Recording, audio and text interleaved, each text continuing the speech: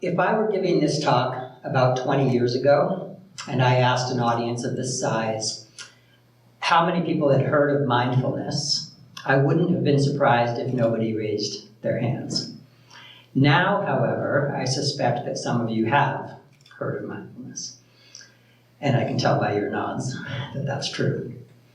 And that's because mindfulness has been increasing a lot over the last 2 decades. Companies like Google and Facebook and other businesses give trainings to their employees in mindfulness. The military uses mindfulness. Professional sports teams use mindfulness. It's used in medicine, education. You could choose almost any facet of society and probably find somebody who's using mindfulness in some shape or form. And I started to infuse mindfulness in the teaching of communication at the college level about 20 years ago, back when most people in mainstream society had never heard of it. And over that time, I've seen people's lives change constantly, semester after semester after semester. And so I've been extremely excited to see the evolution of mindfulness happening. However, I've also noticed that with that increased awareness of the fact that it exists comes an increase in the number of people with misperceptions about it. And so my main goal in today's talk is to try to clear up some of those misconceptions. Before I get into exactly what those misconceptions are, I want to show you a list of benefits of mindfulness according to a range of studies.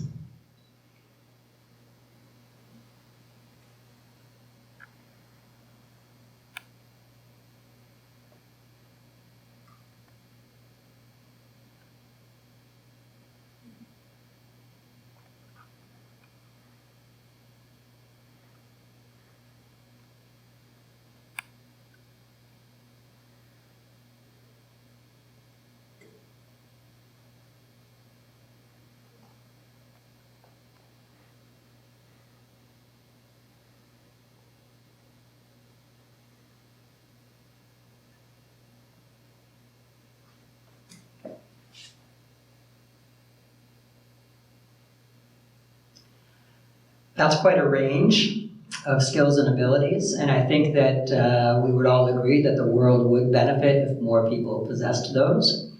And so that's why I believe in it so strongly, and why I'm a bit nervous about the misconceptions that exist about mindfulness.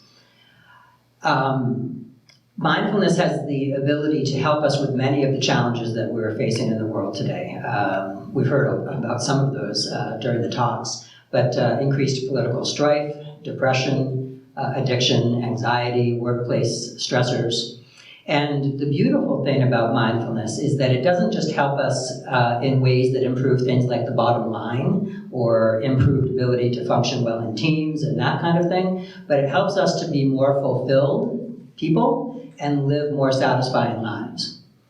And if we have a tool that can work at both of those levels, personal and professional, then it's something that we don't want to squander as a society, as a world. It's growing worldwide. So at this point, you might be wondering, some of you maybe, well, what is mindfulness, or how is he thinking about it, and what are these misconceptions that he's been referring to? The definition of mindfulness that I like the most is Amy Salzman's, and she says that mindfulness is the ability to be fully present, which sounds easier than it is, with kindness and curiosity. So we're more aware of the moments of our lives that we're experiencing, and we approach them with kindness and curiosity toward ourselves and toward other people. The misconception goes something like this. People hear the word mindfulness and they automatically think meditation. Although the two are often combined, they're not one and the same. They're not identical. And then it goes on, so people think, okay, mindfulness, meditation. Meditation is something I do when I'm stressed out, and it will relax me. And if it doesn't relax me, then I'm either doing it wrong or it's not for me.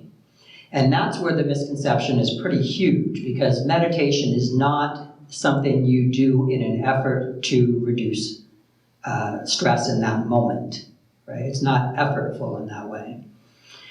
And I'll say more about that as time goes on. But I want to clarify also, there are a lot of different types of meditation out there, and there are a lot of different ways people use the term mindfulness. Where I'm coming from with that is a form of mindfulness and meditation that's called Mindfulness-Based. And it comes from the lineage of the Center for Mindfulness at UMass Medical School, which was founded by Jon Kabat-Zinn about 40 years ago. And that's the type of mindfulness, that's had a huge impact on the evolution of mindfulness that's happening right now. And Jon Kabat-Zinn says, if you meditate often enough, you will come into contact with the full range of being human. So there'll be times when you meditate that you feel relaxed, joyful, because that's part of the human experience. But there will also be times when you meditate when you feel angry, impatient, frustrated, bored, jealous, annoyed. And that's part of being human. It's not that you're doing it wrong. Because no matter what you're experiencing when you meditate, the basic instructions are the same, that you notice it without fixating on it, without pursuing it, without trying to push it away. You experience it for what it is in that moment. You notice it and you let it go. I'm throwing a lot of information at you. And to get a better sense of what that means and to move along in that line of logic, I'd like to lead you through a 2-minute meditation. If you don't want to do it, you don't have to do it. So you can stay in your chairs, and if you'd like, you can close your eyes. If you would rather not close your eyes, then please don't look around the room, spying on everybody.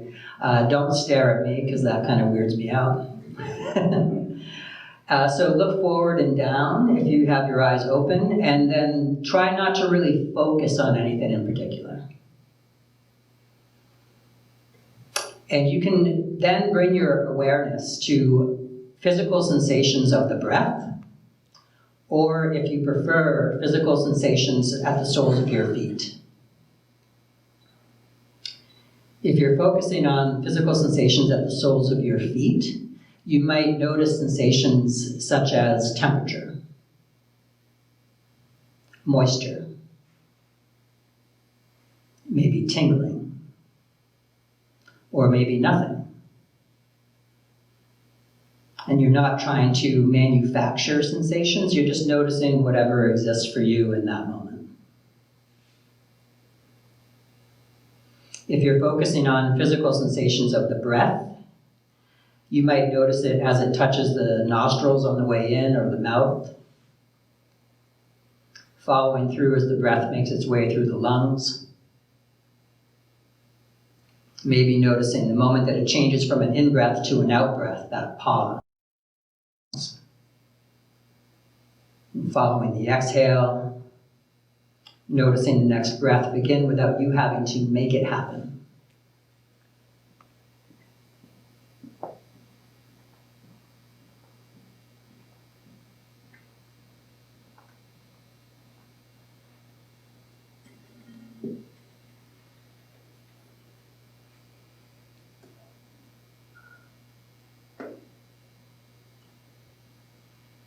If at some point you notice that your mind wanders, not judging yourself for having a wandering mind, but gently bringing awareness back to sensations of the breath or at the soles of the feet.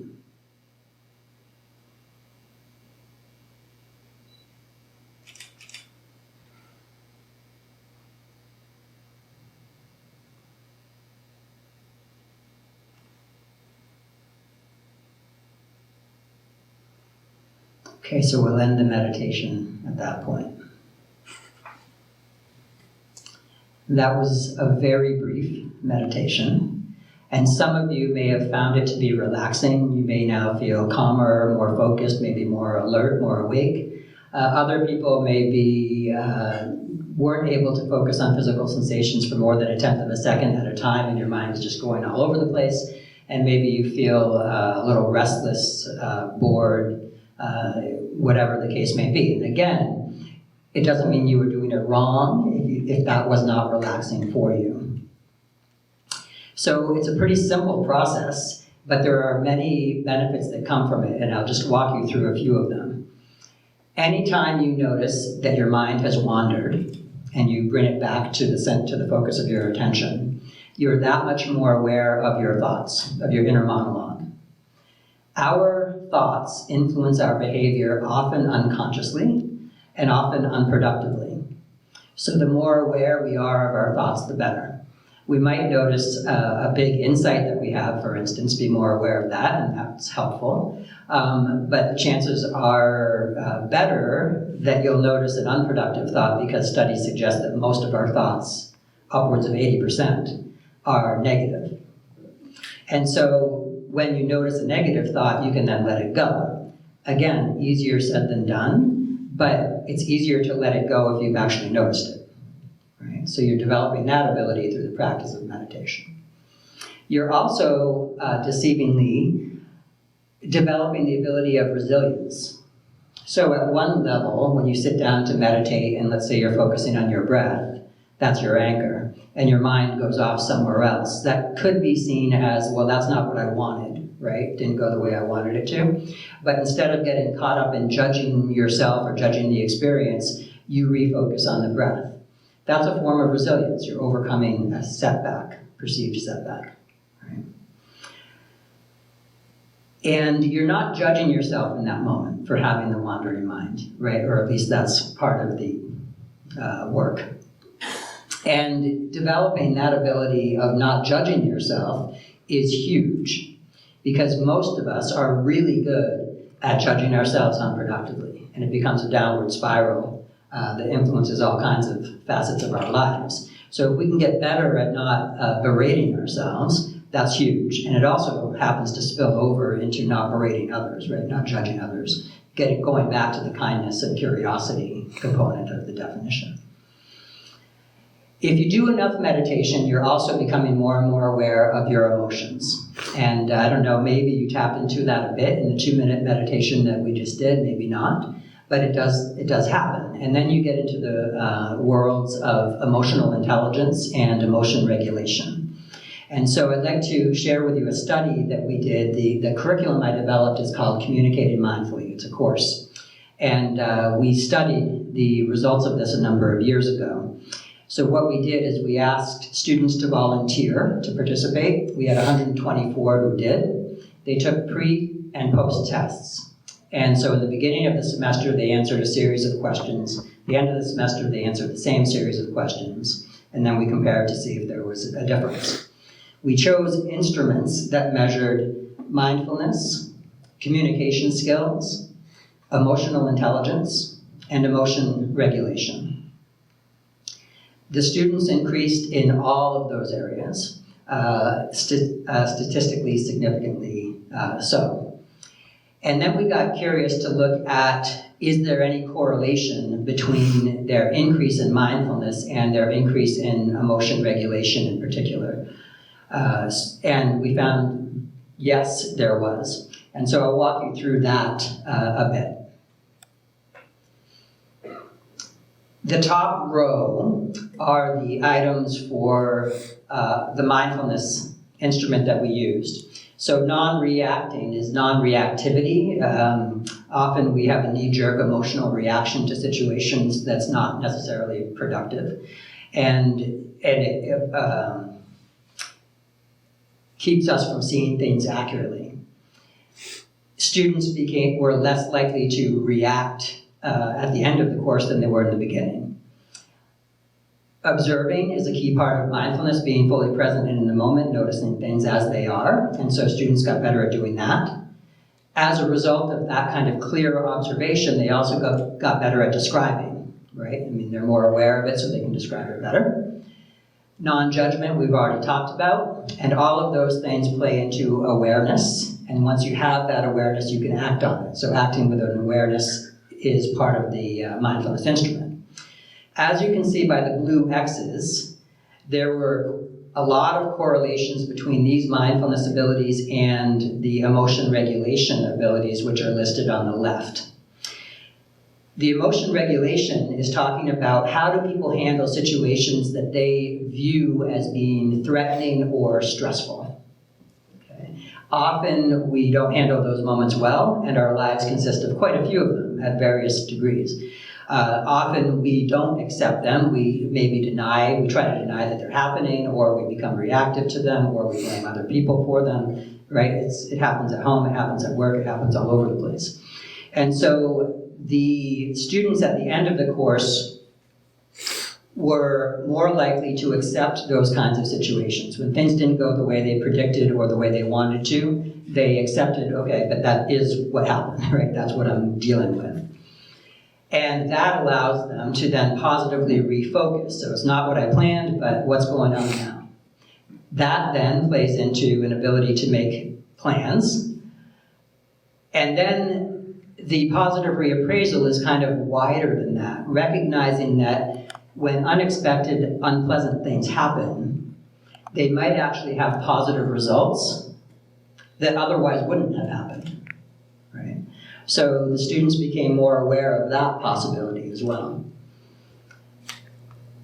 They decreased in what's called rumination and catastrophizing, which is sort of all of the thinking that we often get caught up in when, again, things don't go the way we wanted to. So something like, I can't believe that happened, why did he even do that in the first place, and now I'm going to lose my job, and then I'm not going to pay a mortgage, and right? All these places that our minds are so good at taking us, that are unproductive and often inaccurate.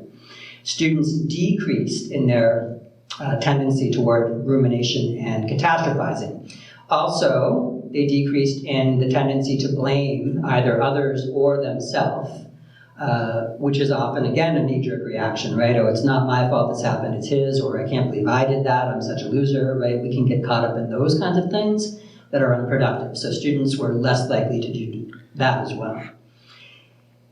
If you stop and consider how many times in our lives we encounter these kinds of events that we view as threatening and or stressful, the way we handle those, the way we manage those has a huge impact on how we feel about ourselves, how we treat other people, whether we succeed personally and professionally.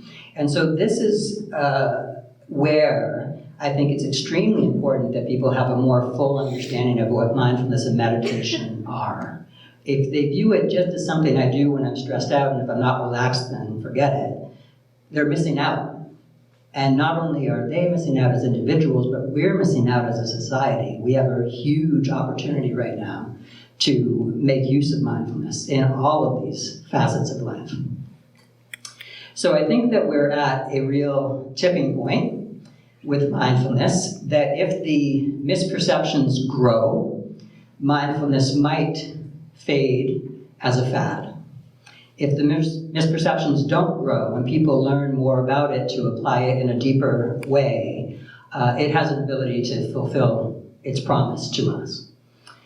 And just as an example, in closing, I'd like to read you an email that I received from a student just a couple of days after the course ended. It's, and it's not an anomaly.